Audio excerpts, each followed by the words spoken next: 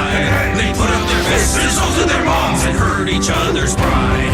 Those patrons there, they should have been scared, but instead they chose a side. Then the cheering began, the decks hit the fan, they held on for the ride. The games that were played were legendary, each one a total ball. So now that we're here, let's all give a cheer to the October Brawl, to the October Brawl, to the October Brawl. Greetings from the tavern, and welcome back, everybody, for another week of October Brawl. We're in week 2, and we're going to find out who is going to get the lead and the edge as we continue our march closer to find out who will win, Team Void or Team Light. My name is Frodan, and this week I'm joined by Nathan. That's Admiral Zamora. How you doing? I'm doing fantastic, Frodan. I couldn't be happier. Nothing is better than when people call me by my correct name. That's Admiral, not Admirable. That's right. It's fantastic. We're here to have fun in October Brawl. It's a lot of shenanigans, and we can go ahead and show you guys what is going to be coming up here. For those who have never watched October Brawl, we give a challenge to each of some of your favorite streamers. We say, hey, we can open up all the cards to Wild, and you guys have to bring 3 different classes per player, not exclusive. So, you know, me and Admiral, if we're on the same team, we can choose to play Mage, for example. And we're going to play another member of an opposite team for a best of 3. Last week, Team Light didn't do so well. Did you get a chance to see it at all, Admiral? I did, and didn't do so well. Might be a bit of an understatement. Didn't pick up a win.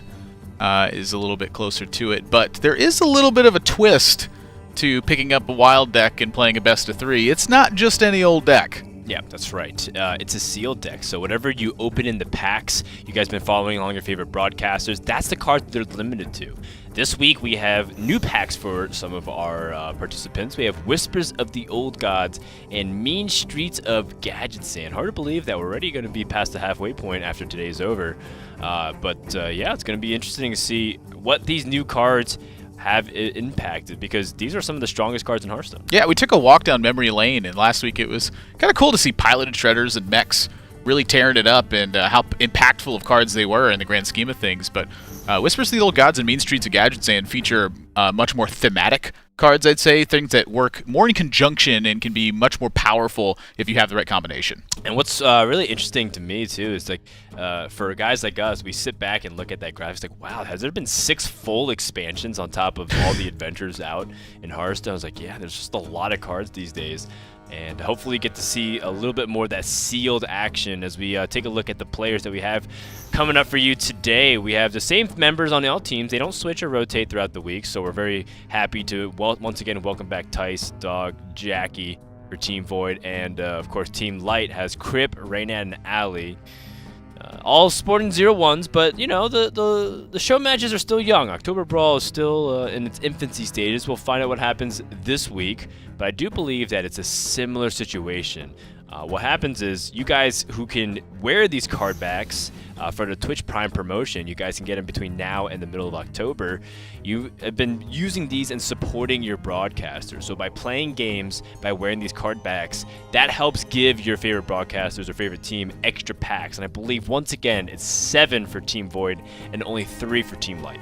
That is a big difference. You know, you're talking about the difference in it's like twice as big a chance at getting a legendary card, which is a huge impact in a sealed format. And it's so important to be supporting the team that you want. If you want to see them win, they need those packs. Because again, limited format sealed decks, they're only using the cards that they're open, and they're not even allowed to dust them to craft other cards. They have to use what's been opened. That's right. So it's going to be quite the challenge, and we'll find out if week 2 the new expansions will change anything up. Maybe either change in cards or change in classes, or maybe just a change in mindset. Let's go ahead and check in with our players. Our first match for today. Let's introduce our first member from Team Void, and it's Thijs from the Netherlands. Thijs, how you doing, man? You guys are severely in the lead right now, both in cards and the game score.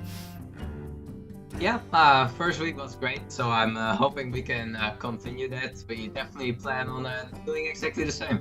Awesome. Let's go ahead and meet your opponent from Team Light as well and find out who's going to be going up against you. It's Reynad from Tempo Storm. Reynad, how you doing?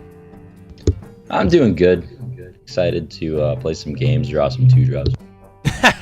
Well, eventually you will if you keep trying. So If you die first, you don't succeed. Try again. So, did anything change for Team Light at all? Have you guys gone back to a drawing board? Do you guys feel like you just got unlucky and just got to go again?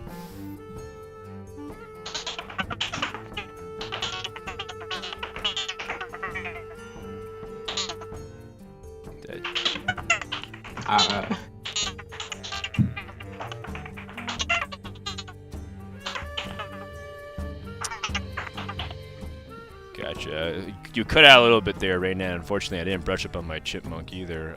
So, Thijs, how about you guys? Did anything change for Team Void? No, well, we got some new cards, so we tried to improve the deck. With Whisper of the Old Gods, it was a little hard to really make new decks, but they were definitely a great addition to the current decks. All right, cool. Mean Streets and Whispers of the Old Gods certainly is really powerful. Good luck, guys, and we'll see you out there on the battlefields. In the meantime, again, apologies for a little bit of that tech issues, but I'm sure that Reynad's comments were equally biting, sarcastic, and witty as always. This isn't a 2-drop. I'm actually just going to mulligan this one away. We're just going to go ahead and mulligan some of these cards away. So if you guys haven't already shown your support, you guys can also engage us in the chat if you're typing HS Light or HS Void. We'll show who you guys are pulling for right now. It looks like it's split kind of down the middle right now, 51-49. Very different from the first week. The first week, it was pretty much Team Void. I think Tyson Dog fans, along with Jackie, were coming out in full force. Plus the beautiful purple. Well, this is purple as well. This one represents the dark chasm of the Void. Team Light, of course, is fighting for justice, for honor, and valor. That is why we've assigned the card backs as such. Dark, Absolutely. Void, Yeah. bad, good. Well, Light. Maybe it's a yin and yang. It's not always about good or bad, but it's more about chaos and freedom, and this is more about order and control. Yeah, that's how that thing was formed. They just put the hands overhead and the fusion dance. Well, so a lot of the things that changed this week is the Mean Streets packs as well as the Whispers of the Old Gods packs, but I think Team Light will have to kind of favor a lot of their older versions of the decks because they don't get that many packs to work with from each. And looks like we got Shaman versus Warlock, and it's looking a little bit similar to last week with the mech synergies, and we'll find out if there's any other additions here that can help them. yeah, mechs are just so easy to work with. It's basically have a mech and then have a thing that references a mech. Very, very reasonable to build a deck that way. But to me, one of the coolest things I'm seeing here is such a throwback. Reynad was the guy who pushed Zoo harder than just about anyone else out there, and he kept working to find the tiniest tech choices that change things, and then eventually he went, you know what, I'm just going to scrap this and redo the whole thing, and ended up with a build that had Shield Bearer and Direwolf Alpha, and you kind of looked at this weird collection of cards, and it was extremely powerful, and we're seeing part of that right here. You start with a Cogmaster, suddenly there's 8 power on the board. Jeez, what happened, man? This board looks so innocuous at first. And now Thijs, if he plays cleanup, will eventually win the board, but will he take too much damage by then? That's really what I'm thinking about. And Reynad also has Darkshire Councilman in his hand, so a new addition to Zoo, and this is one of the more powerful minions to come out in terms of Zoo minions. It gets bigger and bigger, and if it isn't checked very quickly, it gets out of hand. Thijs looks like he's got a way to check it, but like you said, is the damage going to be too much by that point? Because this thing is going to require attention right away. Yeah, one of the powerful cards of the Whispers of the Old Gods Mean Streets era was Zoo, and I think a lot of people have forgotten about a lot of his potency, but when they gained Darkshire Councilman along with Forbidden Ritual, that was a very powerful combination for a while to seize the board. A lot of people thought, man, when we lose Implosion as one of those big cards to flood the board, how do we get it back? Darkshire Councilman Forbidden Ritual was one of those ways. Yeah. Curious if we're going to see any Implosions come out soon. Wait, was Implosion a next Ramos card? No, I think it was a Goblins versus Yeah, it was a Goblins versus Gnome card, yeah. So it's obviously eligible, and look at this interesting deviation from Reynad, recognizing that he really wants to protect his Cogmaster from being able to get attacked. His opponent has a weapon, so very clearly he's going for a tempo swing. Killing off a minion and setting up a powerful 4/5 minion would have completely swung the board here. So Reynad puts the Annoyatron, despite the fact that it's just a weaker minion and off curve. Yeah, I like that he's recognized too that damage is his win condition right now. That he's not going to be able to fight for value very long. That despite life tap 2 cards a turn, really isn't going to make that big of a difference. Just start pressing the issue right away. This really forces Thijs to have another removal card in hand, and with a limited pool, you're not going to see that too terribly often. It happens to be a second Power Mace here, but again, Thijs at 12. I mean, how much more damage can he really take to try to buy back tempo here? Well, the good news about the Zoo Warlock, it's not primarily known for damage from the hand. It's honest. It's a lot more honest with its board, unless of course you're playing really powerful discard synergies like Soulfire with the Silverware Golems and Doomguard / Leroy Jenkins. However, because it's wild, you are able to access things like Power Overwhelming if you happen to open those packs. Here he's just looking for like Reckless Rocketeer, basically. Almost Sure. anything will get the job done at this A point. little too expensive considering Reckless Rocketeer's at 6, but absolutely. Doomguard, Reckless Rocketeer, Leroy Jenkins, any of the top-end burst, Reynad will be looking for to close the game here. And Thijs faced with the decision of, do I kill the Cogmaster, which has more power now, or do I take out this little Clockwork Gnome and hope that there's not another mech behind it? No mech for Reynad, but he's got some damage generators through the Dark Iron Dwarf, so that's 4 this turn. He could look for another card as well with the Mortal Coil That's true. onto the Clockwork Gnome. Here is where it's really important for Reynad to partition his resources properly, though. If he doesn't play hard enough to the board, he'll lose his ability to basically deal any damage. But if he plays too hard to the board, does he leave himself with a further opportunity to push through anything Thijs has? So, there's a lot of merit to saving the Dark Iron Dwarf for a turn or so, but if you're going to Mortal Coil, I think it's got to be damage and giddy up here. Yeah, and there's no powerful value trades for Reynad either, because both of the ways that he can trade with the Dark Iron Dwarf buffs means that Power Mace kills everything on the board and swings it, besides the Dark Iron Dwarf itself, and you really want to push damage. So if he Dark Iron Dwarf on the Cogmaster traded, that still means the Dark Star Councilman's going to die. Yep. We're going back to old cards. We're not going back to old rules where Dark Iron Dwarf's buff sticks around. Do you think he pushes face here? I think if he's buffing the Cogmaster, he's definitely looking for a trade. This one may go face. Now, if he wants to shut off the Power Mace completely, there are plenty more mechs. And Thijs actually got one of the best ones from his Clockwork Gnome as well, with the freezing potion, so to speak. Yeah, the coolant. Yeah. Yeah, the coolant ends up stalling any kind of minion. Basically, the original freezing potion doesn't hit the enemy character, so you can't really stop them from attacking with a weapon. But Warlock doesn't have that. And Reynad's starting to lose a little bit of the board here. Although Stormwind Knight and Artisquire are pretty resilient minions. They go wide and a little bit hard to deal with. And where was that mech a turn ago here? Reynad needed that a little bit earlier, but does not find it. Yeah, one draw off. That would have been very significant, actually. That would have allowed Reynad to either push more damage, which I imagined he would have at that point. I mean, you're looking at 4 extra damage he would have got from that turn.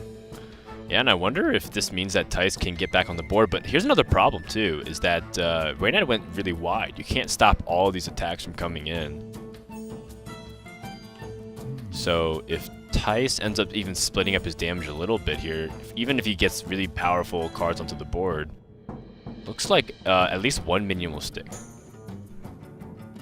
Do you like the Clockwork Knight Crackle here, or do you like the Fire Elemental? I think I like the Clockwork Knight. It just gets more stuff on board and actually ensures that you're getting the job done properly. I don't think Thijs can afford to take really any damage that he shouldn't in this spot. The Flame Elemental, I'm sorry, the Fire Elemental is also more flexible, I'd say, in terms of like where its damage heads, which right now the Clockwork Knight is pretty relegated to dealing that 1 extra damage, but 1 extra damage is enough right now. Yeah, and it also keeps his minions alive too. This is looking really bad for Reynad right now. Uh-oh. Life tap. Uh-oh. Okay. This is going to boil down to whether or not Reynad has really anything left in the deck that can deliver a punch at this point. He's going to lose a ton of ground here. And then Thijs is going to start putting damage on as well. Now, the 2 Divine Shield minions do make this a lot harder for Thijs, but it's going to boil down to how much damage he can pick up, I think. Yeah. And this spare part is not really that useful right now for Reynad. Loved some way to be aggressive with plus attack. I guess at least it's not Time Rewinder. Time Rewinder is always a little bit awkward to use too. Using the reversing switch can also be tricky. You can, for example, use a reversing switch on like the Noyatron to threaten a 2/1 Divine Shield minion instead. But in this case, it doesn't really do much. Thijs picks up one of the weakest cards in his decks too at this stage, but it also helps him squeeze in a tempo play. Yeah, it's a 0-cost minion. That's, sure. Sounds great at this spot. You know, Fire Elemental. I keep calling this Flame Elemental. Fire Elemental was pretty much where he had aimed for this turn.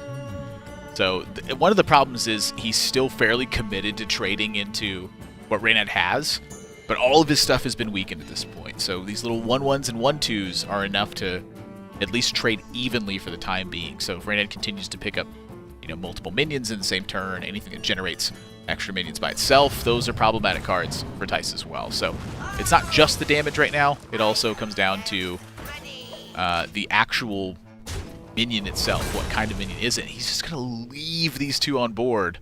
Oh man, Flame Juggler has a lot of good targets. And another Darkshire Councilman, but he doesn't have enough mana to play everything, because he's got some cute plays with Time Rewinding the Flame Juggler. Yeah, I really like the hold from Thijs here too. It represents a major threat on board to Reynad, where he gets to run over the Adoyatron with two of the minions that will survive, and then threaten that the rest of that damage that's there. So I think Reynad is fairly committed to simply pushing in this spot, but anytime he can take out a minion, that is a great shot for him. Does he want to push that extra damage here, or just get the value trades while he can? That's another great question too. I would be hard pressed to not find Argent Squire hitting one of these, and considering the trades, I think you'd be pretty hard pressed to not see a Noyatron hit one as well. But once again, that does boil down to the damage left in his deck. If he's got Power Overwhelming, if he's got Soulfire, that damage to face could be very relevant. And again, no aggressive spare part. The Time Rewinder is just a cute play that he can use for the next turn. And that tells me that he does have some sort of 4 damage in his deck that can allow him to push that. Oh my! Ooh, Taunt Totem is devastating here. Reynad, of course, not happy to see that whatsoever. That is a grimace. And somewhat rightfully so, too. Thijs has not had time to roll a totem the entire game. Very first one. Taunts up. And Thijs can even give, like, one of his minions +1 attack here with the Whirling Blade. For the best trade.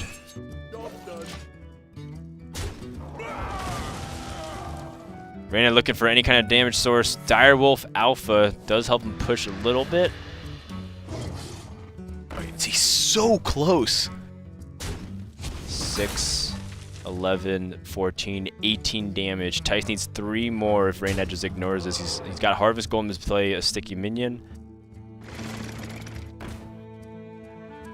And you can tell Thijs is getting nervous about this as well. He hasn't had clear skies the entire game. Yes, since turn 1, Reynad's been putting pressure on, but he's slowed down significantly. And we talk about a lot of times about like that one damage source. Remember when Reynad like missed that mech for the Clockwork Gnome? He would have been 1 damage off, and that just adds like that. All these little things start compounding. Yeah, it was 1 draw off of getting there. Yeah. Maybe he goes face with the Dark Iron Dwarf instead.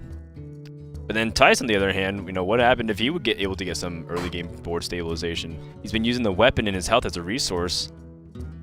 We can't go back and visit those alternate timelines. We can create a paradox that could destroy the fabric of the entire universe. You can't even clear the entire board. The Harvest Golem's too sticky.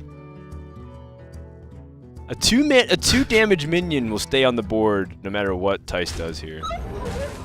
And now, what I'm curious about is, does Thijs leave up the body from the Harvest Golem, or does he take out the Flame Juggler? I really wanted him to see him just leave the Flame Juggler around and then have the Time Rewinder be the lethal out in this spot. I'm pushing 5 to the face, I think. But it looks like Thijs is going for the very safe option. Shutting off even... Well, that's really what Thijs is looking at, is the first opportunity he has for clear skies. That is basically game over. I mean, I like pushing the 5 to at least threaten your opponent. Maybe he feels like Warping Mathematics good enough. Reynad's got 2 cards for the game. Point of damage, that could be Direwolf Alpha, that could be Elven Archer, that could be... Okay. Uh-oh. Still can draw. 1 more draw. Oh! It's 1 damage off! No, I mean, he doesn't also have the mana to play Time Rewinder. So he pushes the 2. No, he's dead if he pushes the 2. But he can He's Time 11, Rewind. 12, 13, 14, 15. Yep, he is dead if he pushes that. So he Time Rewinds. And we're going to have one more try at this on both sides. Thijs has got 15. No, that's no help. So now, It's a whiff. for Reynad to win, he needs to see not a Taunt Totem here. No Taunt Totems. So that's not no! Taunt Totem. Thijs doesn't get it. So now, Thijs needs to not get a taunt Unless- mechanism. Reversing switch won't help that. And so now Reynad has 1 more turn to draw. I felt like I've said he's had 1 more turn for like 5 straight turns And now. he needed like a plus attack on the Spirit part. Didn't get that either. He's another life tap as well.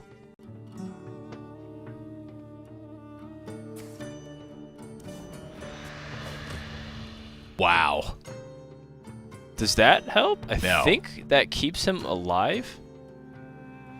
He'd have to be Oh, it more on more doesn't. trade duty. Right. Yeah, no, it doesn't work because the Fire Elemental can get through for the 6-point damage. Yeah. Because then Thijs would have exact lethal.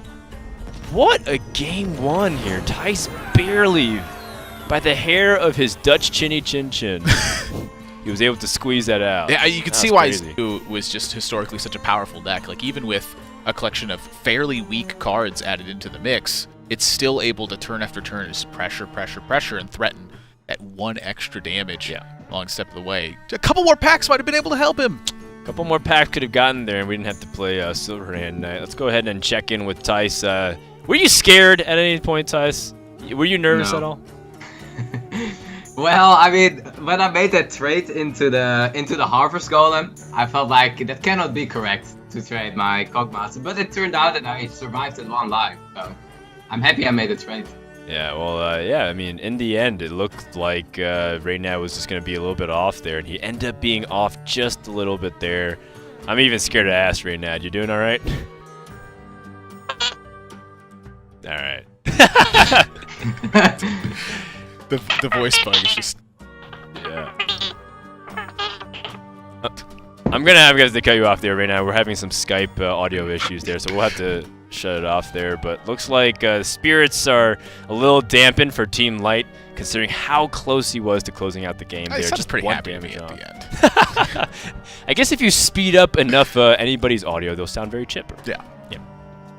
So going into game number 2, these guys have to play different classes. So if they have Shaman and Warlock on either of those sides, they can't play it anymore. They're moving on. And they're going to usually front load a lot of the power classes. So if that was, one of Reynad's better decks for this week as well, it might be looking a little sketchy, but we'll find out. I mean, game 2 can change the outcome. And the most important thing in a sealed format to remember is that you don't have to have a good deck. You just have to have a better deck than your opponent. Yeah. Because both of you are playing with limited options, and that's what makes it fun, in my opinion. Do I make sure? Do I try to power load into 2 decks and see if I can just win 2 games convincingly, or do I spread it out and try to have a very even chance of winning the game as much as I can across the series? Yeah, I found that when you and I were playing a lot of Sealed, that you tended to balance out your power level much more, and I tended to do like stacking on 2 classes. I was like, I'll just let this one lose. I don't really care that much. I'll try my hardest to win on the other 2. And because you were able to put up such a good fight in your decks across the board, I found you were just taking more sets off of me than when I was just powering through with my lineup. So I was like, this just isn't working. Like, I'm always losing the other game, even though Dan's deck on the 3rd one just frankly isn't that good. It's just better than mine. Well, a large reason of it is the format itself. We were playing Conquest, which means you have to win with each of your decks. Yeah. So I feel like spreading it out is a much more reasonable strategy. In this case, you just have to win 2 out of 3, and you're playing it through no matter what. So you're playing all 3 classes, best of 3, 1, 2, 3. You can actually power those. So maybe in this format, you'd kick my butt. I mean, we'd have to see. Is that a challenge? You look like you want to try at this point. You're going down. Yeah. I mean, I'm also curious to see if these guys got anything different, because it looks like the decks were pretty much the decks from week 1, but with a couple of different cards incorporated. But I mean, even on Thijs' end, it looked like it was mainly just mechs. Yeah, like you mentioned, it's difficult to build like a new deck with a lot of the cards you'll get from either Mean Streets or from Whispers of the Old Gods. A lot of the cards just require a lot of synergy across the board with them. So yeah, if you got lucky enough to get a lot of those cards, that's when it really pays off. Yeah, I don't anticipate a Jade deck, for example. Right. It's very hard to build. You need to have Jade Spirits. Just need one Jade Idol. There you go. Just shuffle turn 1, you're good to go. Jeez. The Jade Blossoms, the Jade Behemoths, the Jade Chieftains. And, you know, also if you open up a couple of like those grimy goon stuff, they're a little bit ambiguous on how to actually build it. I guess if you open up like a really powerful legendary like Kazakus, it kind of lends itself to building in a very natural way of just playing one of each card. But, you know, I think the old gods also introduce an interesting mix too. If you happen to open up Cthulhu, or I guess you have Cthulhu in your collection, you need a bunch of Cthulhu cards to make it work. Otherwise, just a 10 mana 6/6 deal 6, which is very mediocre for a 10 minutes. Yeah, I mean, we don't play Avenging Light plus, you know, I don't know, like a Chillwind Yeti. Yeah, for the most part. Just 2 cards It's, slammed it's basically Super Juggler. Yeah. You know what I mean? You see a Flame Juggler as a 2 mana 2/3. You see it's Cthulhu as a 6 mana 6/6, Well, or I mean, 10 mana 6/6. Also, one of the big ones for Cthulhu was just that the benefit cards you got from it. So, like in Warrior, you had the Ancient Shield Bearer, which was a deck you wanted to be controlling in. It's fairly difficult, I imagine, to build a full control deck off the limited pool. With Druid, you wanted to have a lot of the strong taunts that were in there to back that up. So even if you had the buffs for it, maybe you don't have the Dark Arakoas to really, you know, stop the ground and say no more beats this turn and really put that wall up. That was such an important facet of just getting to the 10-minute turn. Well, I anticipate maybe at least one of these guys, either today or maybe next week, being able to piece together a Cthulhu deck. Looks like Thijs instead is going to go to Paladin, Reynad on Mage. Mage, of course, a very strong basic class card, or basic set. Whoa! And that is a 1/2/3 if I've ever seen it, although Arcane Intellect is not really a 3 with the Sorcerer's Apprentice, nor do you always want to play it on turn 3 if you're playing a faster matchup, which might be the case. Yeah, you could just kind of hide the third card for now and say, you know, it's like a mystery one. That 1/2 hand is about as good as you're going to be able to start with. Thijs finds True Silver Champion, though, which, in my opinion, is one of the strongest cards you can have versus Mage. If you do anything to stuff one of their early minions and then follow up with True Silver Champion, that puts a big hurt on their damage output. Well, Thijs kind of evaluating if he wants to play his Clockwork Gnome and feed directly into that Mage hero power. Opts against it, and that is going to give Reynad freedom over the board. Yeah, it looks like he's eyeing using Argent Protector on it when it comes down. Whew. But he also has a really good trade with the Argent Horse Rider, too. yeah, I mean, that's really the pickup here, is that he drew the Argent Horse Rider so he can have that happen. But the Clockwork Gnome on its own, it just occupies 2 of Reynad's mana.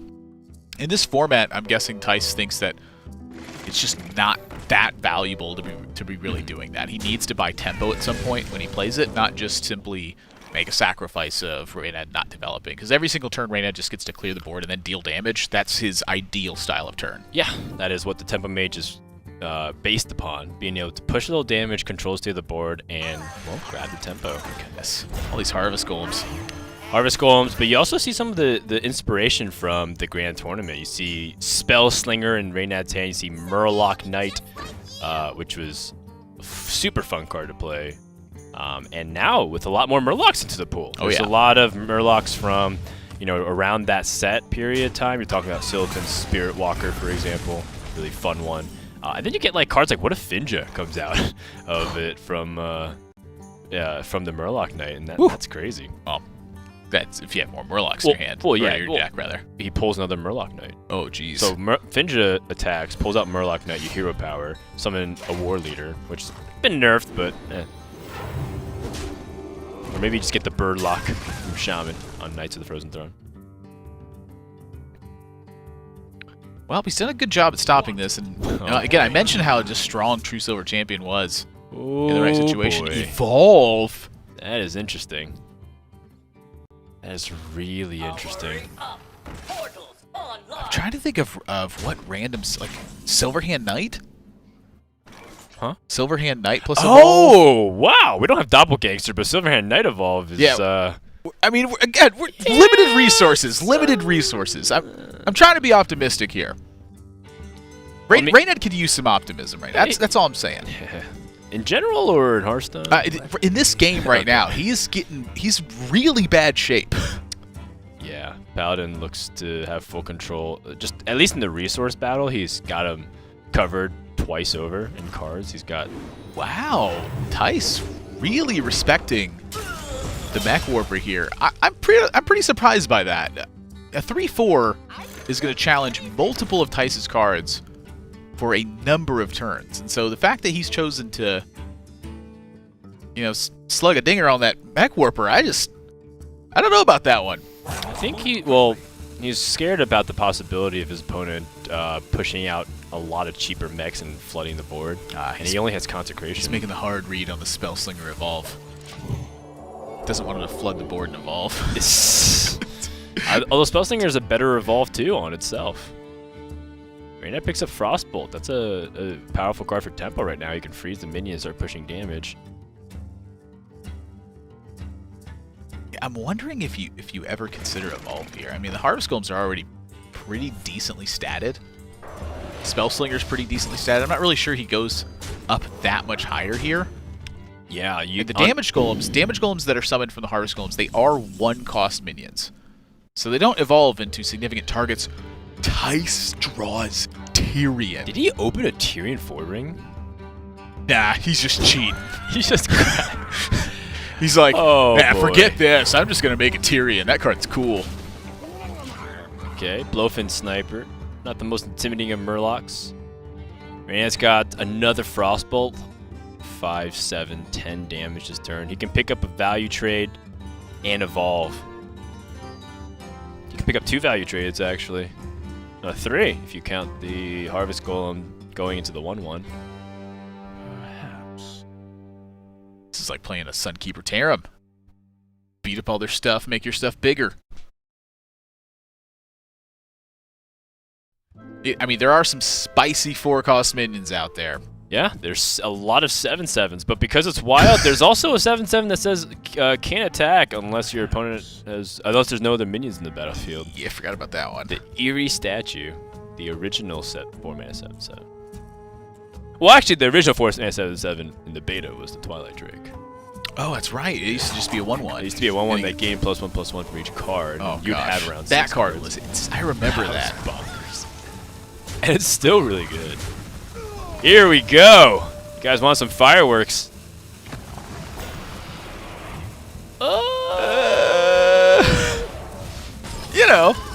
Death Rattles trigger twice. The perfect thing you want when your Harvest Golems go away. Oh, God.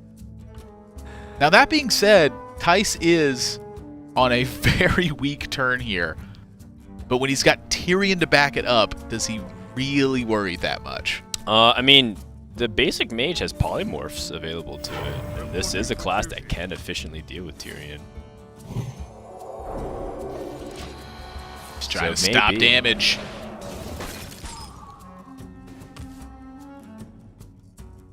It's 2 games in a row that Thijs has had the emergency coolant. Don't worry, loves. The cavalry. And now, just a hand of small minions. This is gonna be tough. Well, here's another thing, too, though. Reynad's pushing a significant amount of damage to the point where Thijs' Ashbringer won't actually be as relevant as you'd like it to be. Because it's more on cleanup duty than actually pressing damage. And he doesn't have heal in the hand. That's a good point. But there's no way that you don't play Tyrion in this position. I'd be pretty hard-pressed to not Tyrion there. Say he went for, like, the Argent Protector, or the Mech Warper, or just make a dude. Then he's taking a lot of damage. Forgotten Torch is pretty useful in this position. Yeah, this keeps a minion around. Yeah. You can use Forgotten Torch. You can keep 2 minions alive that he trades into with the Baron Riven. Oh, it's the 1/7. Yeah. Ends up being Look at okay. that! It makes him a little more vulnerable to Consecration, but he pushes 6, and now Fireball is lethal for the rest of the game unless Thijs picks up heal. Well, I think he's just dead. He has no way to actually stop the damage. Consecration only takes out 2 of the minions. He's got 4, 5, 6, 7. He's facing down 8. Reynad won! How many times have we seen this position where it's like, wow, I've been gearing up for this powerful legendary, powerful minion. If I play that Ysera, I play that Tyrion, I'm just going to be able to win the board. But I have no more life left. And that's why Reynad was composed the entire time. Game 2 goes to Team Light. Yep, I mean, legendaries are not the end-all, be-all, is what it boils down to. Yeah. It's that tempo advantage. It's that damage that you're chipping away with. The extra cards that he was able to draw there. Timing the evolve properly. He didn't just let the evolve rip and say, oh, I have a bunch of 3-cost guys, I can just make them bigger. He waited till he could trade into Thijs' board and then move them up the curve. It was a very well-fought resource battle. Really cool, and that's why Evolve is something that people love to see in Hearthstone. We'll check in with the players real quick. We're still having some Skype issues with Reynad, so we'll just ask Thijs a quick question there. So how do you feel like your Paladin deck power level was relative to your other decks? Do you think it's one of the stronger ones or weaker ones? I think it will be great against like his Zoo or his Shaman. That are decks where Consecration are really good against, but Mage is just so strong. So it's hard to beat Mage. Yeah, for sure. Really nice throwback to the Murloc Knight, by the way. That card's super fun to play. I missed it. And we were like, oh, what if he gets Finja, pulls another Murloc Knight, and does all crazy stuff? I think he got a little weaker, but like also with Tiny Finn. Oh, what? Weaker? You think Tiny Finn makes Murloc Knight weaker? That's the most powerful Murloc of all. Or I mean the one, the cute one. Yeah, that's the one we were talking about. The the zero most mana 1/1. powerful one of all. Be careful, man. You be careful. Those are fighting words, Thijs. All right. We're going to let you go back to the game. Good luck for game number 3. Winner takes all. But maybe reevaluate his thinking on Murloc Tiny Finn. Yeah, you may have been overpowered, to say the You may least. have been voting HS Void. Maybe now you want to vote HS Light. Yeah, that's Just right. saying. Tiny Finn, not that good. Weaker. He might be losing the pool of the people if he keeps talking like that. These are all Tiny Fins. Every single one. I'm just not going to show you They basically do the same face of thing it. as Tiny Finn. If you look at actually what these cards do. All right, that's it. Now they're back on HS. No. This is a blank check. You write any kind of stat you want on here, and that's what Murloc Tiny Finn is. And all you simply need is a Blessing of Kings. That's right. Or a Spike Ridge Or a Steed. Dino Size. I really like the idea of a dino-sized Murloc Tiny Fin riding a Spike Ridge Steed. Well, what's funny is that the Stegodon art is actually the guy falling off the Stegodon. The Spike Ridge Steed is him mounting it, but the Stegodon itself, if you look at the second part of the art, is the guy got thrown off by the Steed. He kicked him off. And the guy's just shaking his fist in the background. Let's see him throw off that 10-10 Tiny Fin. I wish that animation actually went through, but it's more of like a story in 2 pictures. You know, a guy mounting the steed, being able to barely control it, but when it dies, the Stegodon kicks him off. We'd have to wait for the animated series for that. The full. Maybe Hearth and Home's second episode should be about Spike Ridge Steed kicking off the little girl who finds the Hearth box. The 2/6 taunt blocks an Ashbringer shot for her, and she lives just in time to get back. And we're not condoning any kind of violence here against Stegodon's children or Murloc Tiny Fins here in Oktoberbrawl. Hope you guys have been enjoying it. So make sure if you guys haven't linked your card backs in case, go to link.twitch.tv/Oktoberbrawl and check out those awesome promotions that you get. And it's not just the card backs. It's the card backs this month, but next month in November, there's going to be special card pack that you get, and then the following month there's 2 free card packs that you get. So you kind of get a lot of your value back, and also if you play other Blizzard games, there's loot crates in Overwatch and Heroes of the Storm. Yeah, I mean, there's a ton of value involved with Twitch Prime on there.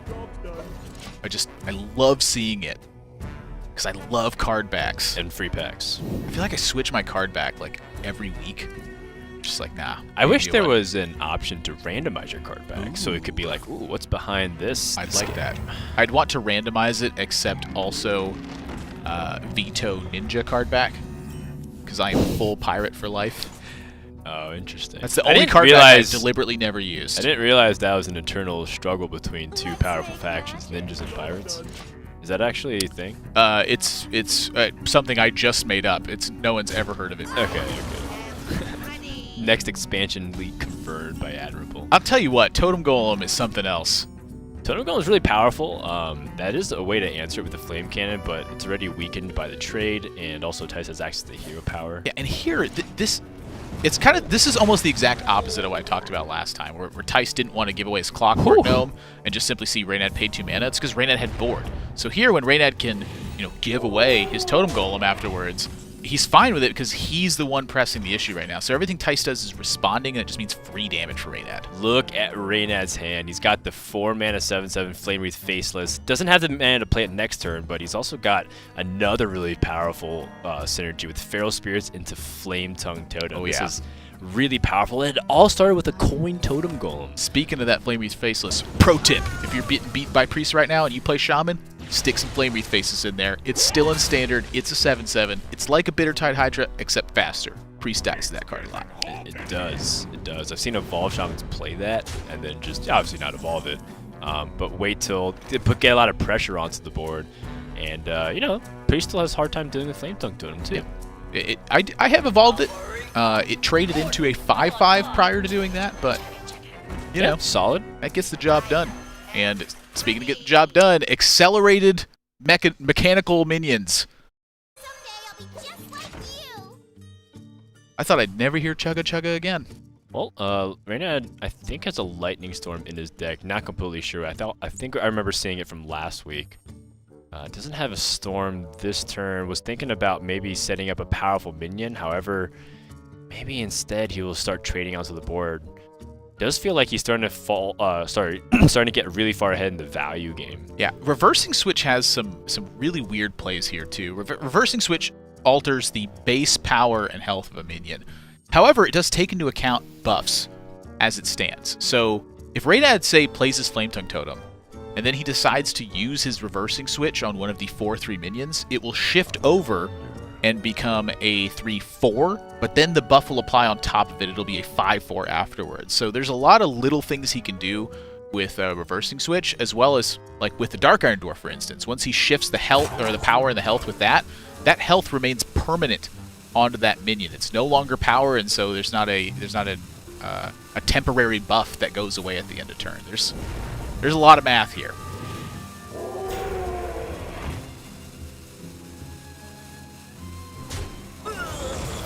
Looks like Reynad's just gonna take very easy, straightforward value trades. Not try to do anything crazy with the Reversing Switch, but I like that what you're pointing out there. There's a lot of tricky stuff you could have done with the Spirit Parts. And Reynad's been a big fan of Spirit Parts. He even mentions it several times in his design discussion videos, talking about how he likes that kind of pool of randomized cards that gives you not only a new experience a lot of times that you play it, but also a lot of situational, tricky uses of timing. How often, when are you going to use it? In this case, it's very skill testing because Reynad chooses to hold on to it when I think a lot of players might have considered using it there. Yeah, I'm a big fan of the pseudo-random as well, where it is random, but there's a much more limited pool. Yeah, Ysera cards. Like Ysera, for instance. The Lich King from Knights of the Frozen Throne. I would have loved to see Nat Pagel draw fishing cards. For instance, that would have been one of my favorite things. Like picks up a boot. Like the stuff that you see on that Pandaria board, where it's like you get boots or the vegetables. One Ring or the coin. Nah. I like drawing cards from my deck instead. Yeah, I do too. But then they made it the start of your turn. Apparently, fishing was just too good. It was. Rest in peace, that bagel. Rest in peace. Reynad has 4 mana, and I was originally looking at the Flame Wreath Faceless this turn. Yeah, the Overload really messing up some of these turns for Reynad. If he had 1 additional mana, this turn would just be nuts for him. Instead, gonna do that fancy play you mentioned, turn this into a 3/4. It's another value trade of his choosing. Unfortunately, does not get the synergy from the Tinkertown Technician. Yeah, he's trying to just shut off the Cogmaster from being an efficient trading body, but Thijs has held this Mechanical Yeti. The Mechanical Yeti plus the Mana Worm and the hero power is a full clear, I believe. Effectively a full clear. He doesn't have to trade into the Flame Juggler. Yeah, I would anticipate he won't as well. Yeah, so he can get a nice value trade the next turn. starting to push some damage now, but... Ooh. That one's a bit weak. It's also the freeze mechanic too, you know? If he had the ability to use Dark Iron Dwarf in this position. Well, here we go. Flame Wreath Faceless, only bested by basic Fireball. I mean, that's And crazy to think. Spider Tank. I want to ask you a question. If Flame Wreath Faceless was a 6/6, would you play it? I might. Overload 2 is a lot on a 6/6. Yeah, and turn 4, you kind of want to be doing some really powerful things if you're going to lose 2 more mana. Yeah, I think at 6/6 it's just... What about 6/7? At 6/7 I'm probably still playing it. Yeah. The The 6/6 feels just 6/6 barely too weak. It's just right? too big of a buff because it's then too Big Game balanced. Hunter can't hit it. That's what it is. It's Yeah. too balanced that way. It needs to be a little bit stronger so you feel like, man, I'm doing something insane this turn.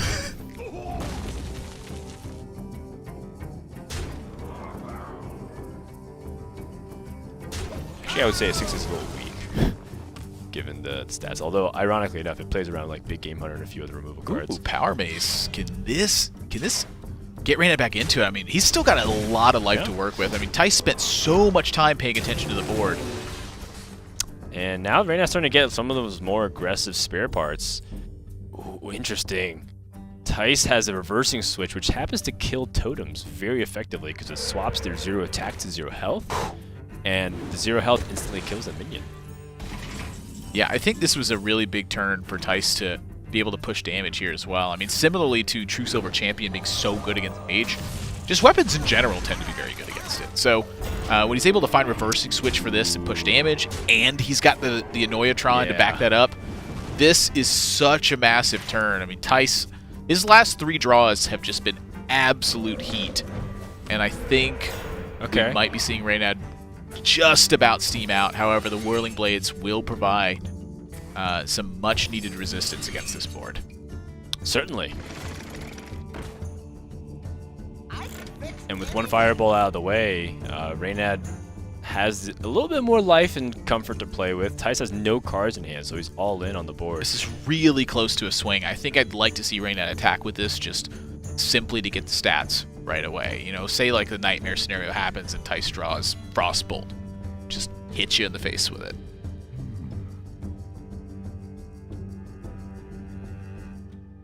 It's true. He wants to direct it elsewhere, but I'm just not sure he has that liberty. I think it's do or die time.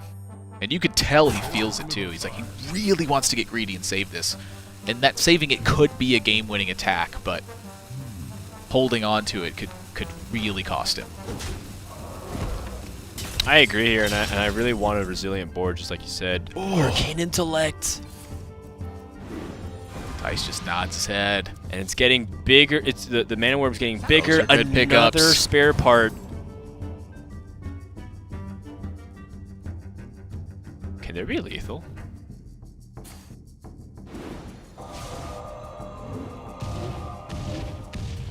Counting. I don't Oh, think- there could have been. It would have been. could have been. It would have taken exactly 2 onto The Stoneclaw. the Stoneclaw totem, or 1 to the Stoneclaw and 2 to face. Either one of those would have gotten it done. But great use of the spare part. Now occupies that Harvest Golem. Lightning Bolt is not enough. That's it. Thijs takes it 2-1. A nice fist pump there. Team Void with their 4th series win in a row, dating back to last week. And boy, did that game swing back and forth. It feels like whoever gets the early lead usually is supposed to win, but in this case, we've had 2 games where Reynad got on the board very fast, was not able to close it out, and Thijs being able to just barely swing it in time to make a comeback push. Yeah, it was just too many Overload cards. Like, Overload cards are very powerful individually, but if you draw too many of them stacked together, suddenly they become a bit of liability. His hand had, both Feral Spirits. It had the Flame Wreath Faceless. There was really no different direction he could go other than just cast Overload cards, unless he just wanted to not get the bonus from a Dark Iron Dwarf, which is just so much weaker to the board that he may have just lost outright right there anyway. So I can't really blame Reynad for the way he played that. He had a lot of different tricky things going on there. I think that with the reversing switch, there was no super viable option the turn that that I was looking at it with the Dark Iron Dwarf. There's just so many little things going on that I think I like just playing the 7/7 and hoping he doesn't have a Fireball. Lone card left, though. Gotcha. Let's go ahead and check in with the players. Reynad, hopefully we can get your mic online. So just give us some of your thoughts on how those games went for you. I'm pretty disgusted that we even played a game 3, to be honest. There's no way to not be frustrated at those games, right? Basically, I'm hearing myself. Yeah, the Warlock game, I had 9 cards left in my deck.